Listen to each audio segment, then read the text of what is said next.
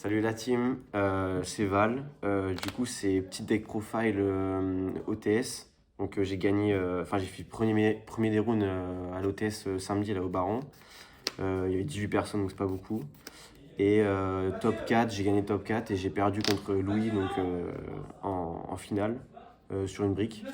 Et j'ai gagné contre lui la dernière round, la cinquième round quoi. Donc voilà. Donc il jouait Snake Eye et là on va passer à deck profile. Du coup, donc j'ai joué Mermail à 42. Donc j'ai joué 3 Neptabis et un One for One pour les One Card combo. Bon, Neptabis c'est la meilleure norme du jeu. Même si elle se fait Imperm ou H ou Veiler ou n'importe quoi, il y a quand même le cost qui passe. One for One, je l'ai jamais résolu. En fait, le truc qui est chiant, c'est qu'il faut cost un monstre. Et du coup, souvent, tu as besoin de toute ta main pour discard, donc c'est un peu chiant d'avoir ça en plus. Surtout si tu as déjà la norme. Donc, c'était pas une elle m'a pas été utile.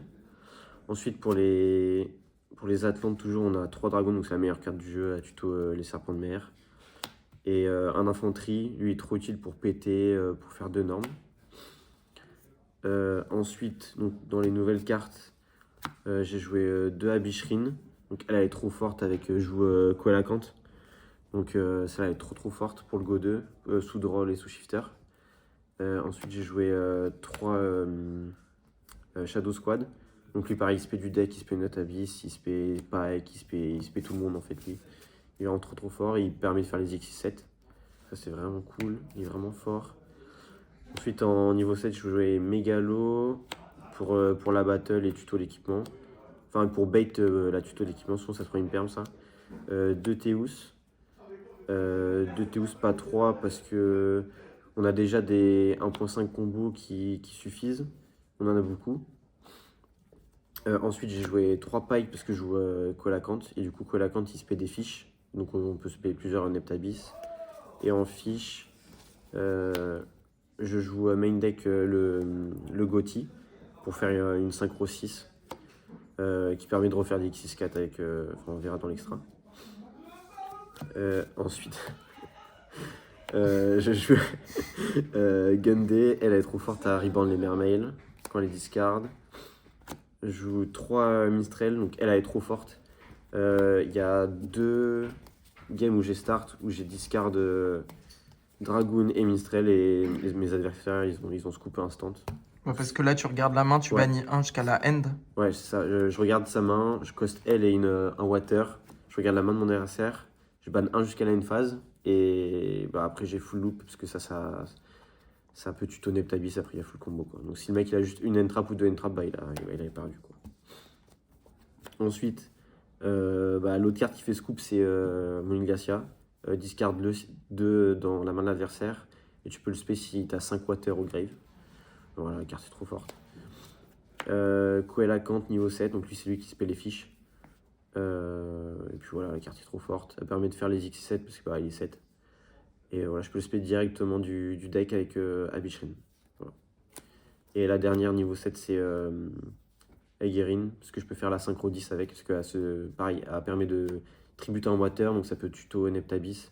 Enfin, ça trigger soit Shadow Squad, soit Dragoon. Donc après, tu fais ça synchro 10, et du coup, contre FK et tout, tu peux bannir en réponse, et ton board jusqu'à la fin du line phase, il est pas destructible par effet de carte. Donc c'est vraiment pas mal.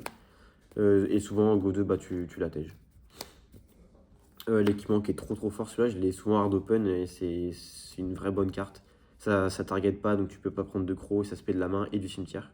Et la carte est trop forte pour recycler, donc c'est vraiment cool. J'ai joué la piège avec la X3 qui est dans l'extra. J'ai jamais résolu la carte parce que j'ai jamais résolu mon full combo. Soit je gagnais en Go 2, du coup, il n'y a pas de full combo avec la X3. Ou soit Go First, les gens ils se coupent bien avant que tu spell la X3, donc elle m'a pas servi. Et pareil, ça attège en Go 2. Pour les free spots, j'ai 3, 6, 9, 12, j'ai 13 free spots, donc 3 Mucharmi. Alors j'avais pas Fuva, autrement j'aurais joué Fuva avec Mucharmi. Et la carte, on n'y pense pas trop, mais c'est un Aqua qui est haut. Donc c'est une discard haut. Et tu peux jouer autour de Zerkan si tu la discardes. J'ai misplay une game où bah, j'ai pas vu ma ligne de play, je pouvais reborn avec Anemone et faire une X4 et j'étais pas lock en serpent de mer ou en fiche. Et du coup, vu qu'il a quoi, c'est le seul niveau 4 à quoi en fait. Donc 3 Charmy, 3 H, le mono call by, 3 impulse et 3 imberbe. Pareil, impulse, la carte est zinzin. Ouais, je vais pas débattre dessus. C'est ta gueule. Pour l'extra, donc je jouais 4 links, donc Neptabis, la Lynx. Là, je l'ai pas trop résolu, parce que pareil, j'ai jamais résolu le full combo en go first. Et en go second, bah, la carte est pas si utile que ça. Elle est cool au grind, on te la pète, mais pareil, quand tu joues contre Fancy Smith ou quoi, bah, il te l'envoie au cimetière, donc la carte sert à rien. Donc je l'ai pas trop invoqué. Mais pareil, dans le full combo, bon, elle est trop forte. Elle permet tuto comment ça s'appelle, l'équipement en go, enfin, au T0 et au T1 de l'adversaire, tu peux équiper directement Abyss, comment ça s'appelle, Mezuchi, je crois. Enfin, la negate de magie, quoi. Directement en faisant Abyssrin ou Toad. Et du coup, ça l'équipe directement. Anemone, celle-là, elle est trop forte, limite la jouer à 2, mais bon, j'ai pas trouvé la place. Abyss Lashia, il y a beaucoup de gens qui l'ont cut.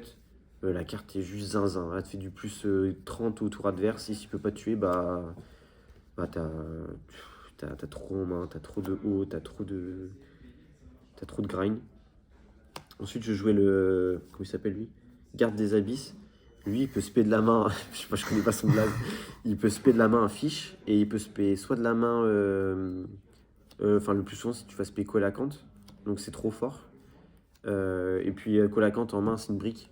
Enfin, c'est une bonne discard haut parce que bah, c'est un water quoi. Autrement, il sert à rien en main. Donc, avec ça, tu peux le spé. Ça donne. Je crois que ça donne un boost d'attaque. Est-ce que tu as déjà invoqué? Ouais, je l'ai déjà invoqué Ok. pour spé Colacante. Il permet de ban un fiche et un monstre sur le terrain adverse. Donc, ça, c'est cool. C'est du removal. Et ouais, du coup, bah, la meilleure interaction, c'est du spé Colacante de la main parce que c'est une putain de brique. Ensuite, en Xyz, on va jouer le GOAT. Le petit Poséidra de fou furieux là. Cette carte en God elle est trop forte. Bounce 3. Enfin, cost un. Je sais pas, comment il s'appelle? Infanterie, Dragoon, si t'as rien ensuite. Bounce 3. Et après tu le link et il respect 3. C'est trop fort. Gaius pour faire ça. Ou juste en inboard. J'ai pas tapé Tempai, mais du coup il empêche les gros. Enfin les niveaux 5 plus d'attaquer. Donc c'est cool. Dweller pour FK et tout. Ça, c'est la condition time. Tu pètes un haut, enfin, tous les monstres sur le terrain ils sont hauts. Et du coup, tu peux péter un haut en quick pendant la main phase et ça burn de la moitié de l'attaque. Donc, ça, c'est vraiment cool. Et ça removal aussi en Go 2. Les Toads et les Bahamut. Et bon, la X3, du coup. Celle-là, elle est cool, elle permet de recycler un Dragoon.